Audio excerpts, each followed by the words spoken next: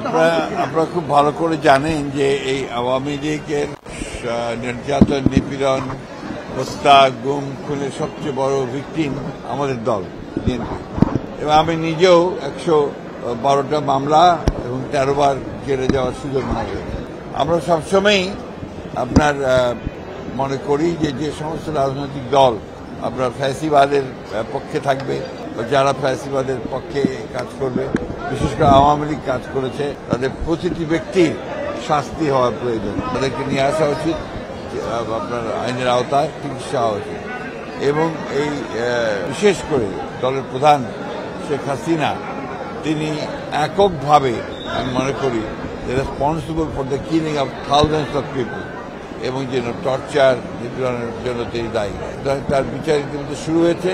আমরা আশাবাদী তার ট্রেনি এবং তার সঙ্গে যারা এই হত্যাকাণ্ডের সঙ্গে, গণহত্যার সঙ্গে এবং এই ফ্যাসি আক্রমণের সঙ্গে জড়িত, তাদের প্রত্যেকেরই বিচার হবে। সেই হিসাবে দল যদি আইনের আওতায় নিয়ে এসে, দলও যদি আমরা দেখা যায় যে দলগত হিসাবে, তাহলে অবশ্যই তাদেরও বিচার হওয়া উচিত বলে আমি মনে করি। গণতন্ত্রের সবচেয়ে বড় শক্তি যদি কেউ থাকে সেটা হচ্ছে বিএনপি, এবং সবচেয়ে বেশি লড়াই যদি কেউ করে গণতন্ত্রের জন্য সেটা বিএনপি। বাংলাদেশে এক দলীয় শাসন ব্যবস্থা থেকে বিএনপি নিয়ে এসেছে আপনার বহুদলীয় গণতন্ত্রে এবং পরবর্তীকালে সংসদীয় গণতন্ত্রে। সুতরাং এই বিষয়ে প্রশ্ন করার কোনো প্রয়োজন নেই।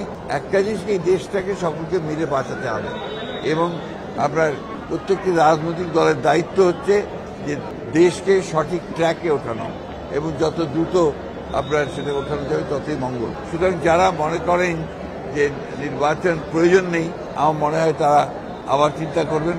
নির্বাচন প্রয়োজন জনগণের জন্য। সরকার একটা নির্বাচিত সরকার দরকার, যে নির্বাচিত সরকারের সঙ্গে জনগণের সম্পর্ক থাকবে। সেই কারণেই আমরা বলছি যে সংস্কারগুলো হচ্ছে, সংস্কারে আমরা অংশ নিচ্ছি, প্রত্যেকটি সংস্কারের দাবি আমরাই তুলেছি সবার আগে। সুতরাং সংস্কার এবং নির্বাচন এর মধ্যে কোনো কন্ট্রাডিকশন নেই।